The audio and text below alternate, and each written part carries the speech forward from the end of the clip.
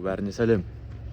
Бір ақылды кісі айтқан екен, нығметті көру үшін одан бас тарту керек деп.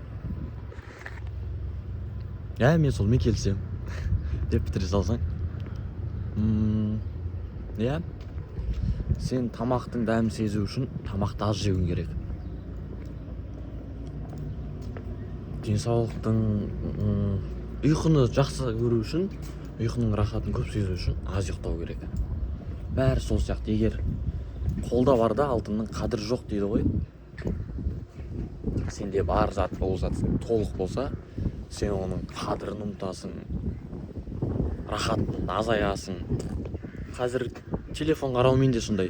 Бізде телефонда қаншама мүмкіндік бар, бірақ телефон әрқашан бізбен, өзімізбен бірге. Сондықтан біз оның барлық нығметін көре алмаймыз.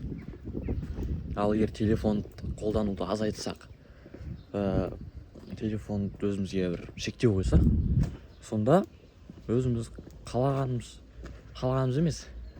Сонда біз телефонның пайдасын көбірек түсінетін едік. Оның пайдасын білетін едік. Мен тура осы жолмен жүрмін күнде магазинге барғанда.